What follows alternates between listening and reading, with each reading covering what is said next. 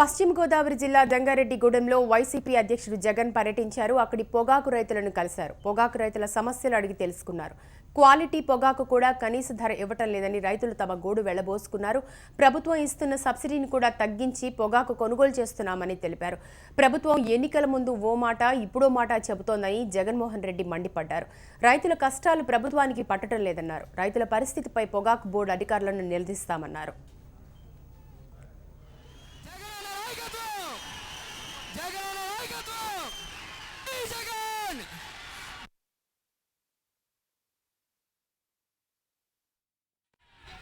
వీళ్ళు విమానాలలో విదేశాలకు పోవడం కాదు,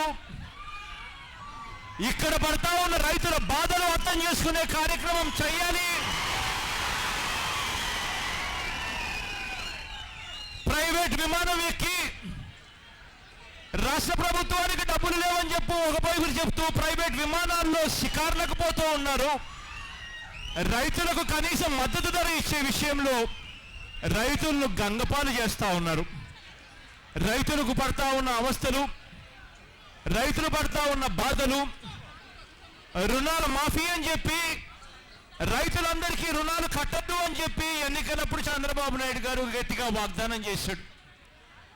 ఎన్నికలు అయిపోయాయి, ప్రజలతో పని అయిపోయింది. ఇవాళ రైతుల పరిస్థితి ఏమిటి అంటే బ్యాంకులకు పోతే బ్యాంకులు రైతులు పెట్టిన బంగారాన్ని ఇవాళ వేలం వేస్తా ఉన్న పరిస్థితులు ఇవాళ రైతులకు ఉంది.